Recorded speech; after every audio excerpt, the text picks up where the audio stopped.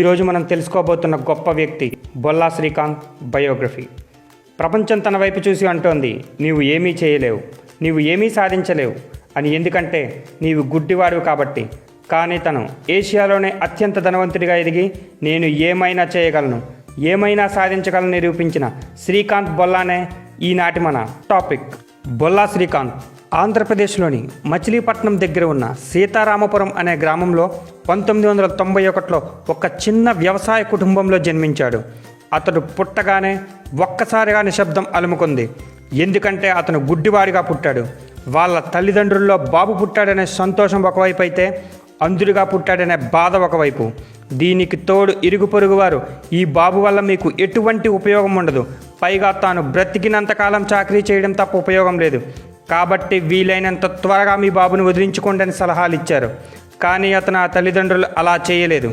ఎంతో అల్లారు ముద్దుగా పెంచారు.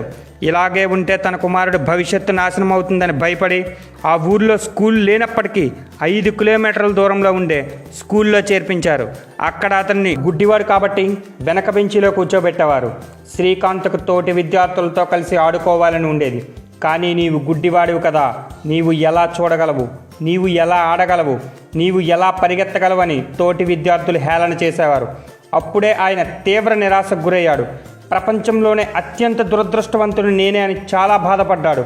ఆ తరువాత అతని తండ్రి అంధుల కోసం ప్రత్యేకమైన పాఠశాల హైదరాబాదులో ఉన్నదని తెలుసుకొని అక్కడ చేర్పించాడు.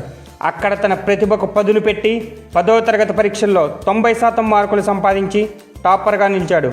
అంతేకాకుండా నీవు గుడ్డివాడివి, నీవు ఆడలేవన్న మాటలకు సవాలుగా తీసుకొని చెస్, క్రికెట్ ఆటలలో జాతీయ స్థాయిలో రాణించి తన ప్రతిభను చాటాడు. బొల్లా శ్రీకాంత్ ఇంజనీర్ కావాలనుకున్నాడు. అందుకు గాను అతను ఇంటర్లో సైన్స్ గ్రూప్ చేరాలనుకున్నాడు. కానీ అందులకు సైన్స్ గ్రూప్ చేరే అవకాశం లేదని అందుకు గాను ఇంటర్ బోర్డు నిరాకరించింది. అప్పుడు అతను అందరిలా నిరాశతో ఓ మూలను కూర్చోలేదు. ఇంటర్ బోర్డుపై కోర్టులో కేసు వేశాడు. 6 నెలల తర్వాత కోర్టు తనకు అనుకూలంగా సైన్స్ గ్రూప్ చదివే అవకాశాన్ని ఇచ్చింది. ఇంటర్లో 98% మార్కులతో ఉత్తీర్ణత సాధించాడు. ఇంటర్ తరువాత ఐఐటీలో స్థానం కోసం జేఈ మెయిన్స్ అప్లై చేశాడు. కానీ హాల్ టికెట్ రాలేదు. వెయిట్ చేశాడు. కానీ చివరికి అతనికి ఒక లెటర్ అందింది. దాని సారాంశం ఏమిటంటే, నీవు గుడ్డివాడివి, గుడ్డి వాళ్ళకి ఎంట్రన్స్ టెస్ట్ లేదు, అటువంటి సిస్టమ్ మన దగ్గర లేదు అని తేల్చి చెప్పింది. అతనికి చదువుకోవాలనే కసి మరింత పెరిగింది. తను చదువుకోవడానికి ఒక్క అవకాశమైనా దొరక్కపోతుందా అని ఆన్లైన్లో సెర్చ్ చేసి అమెరికాలోని టాప్ యూనివర్సిటీస్కి అప్లై చేశాడు. అతనికి అమెరికాలోని టాప్ 5 యూనివర్సిటీస్ నుంచి పిలుపు అందింది. అవి ఎలాంటి యూనివర్సిటీస్ అంటే, ఒకటి ఎంఐటి అయితే ఇంకొకటి స్టాన్ఫోర్డ్ వంటి గొప్ప యూనివర్సిటీస్. అతడు ఎంఐటీలో చేరతాడు. కానీ ఎంఐటీలో చేరిన మొట్టమొదటి బ్లైండ్ స్టూడెంట్ ఇతనే. అది ఎంత గొప్ప యూనివర్సిటీ అంటే, చంద్రునిపై కాలు మోపిన 2వ వ్యక్తి అయిన ఎడ్విన్ ఆల్డ్రిన్ మరియు ఐక్యరాజ్య సమితికి అధ్యక్షత వహించిన కూపియా అన్నన్ లాంటి గొప్ప వ్యక్తులు చదువుకునే యూనివర్సిటీ. అలాంటి గొప్ప యూనివర్సిటీలో చదువుకున్న శ్రీకాంత్ చాలా గొప్ప అవకాశాలు వచ్చాయి. అలాంటి ఎంఐటీలో చదువుకున్న అతనికి అమెరికాలో కార్పొరేట్ కంపెనీల నుంచి చాలా పిలుపులు అందాయి. తను మాత్రం ఏ కంపెనీలో చేరకుండా, దేశంపై ప్రేమతో, తన స్వార్థం తనను చూసుకోకుండా, తనలాంటి వారి కోసం ఏదైనా చెయ్యాలనే తపనతో కొన్ని లక్షల జీతాన్ని కూడా వదులుకొని స్వదేశానికి తిరిగి వచ్చి హైదరాబాద్లో బోలెంట్ ఇండస్ట్రీస్ని స్థాపించాడు.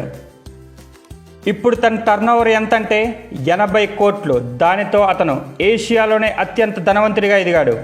శ్రీకాంత్ ఏపీజే అబ్దుల్ కలాం గారితో కలిసి లీడ్ ఇండియా 2020లో పాలు పంచుకున్నాడు.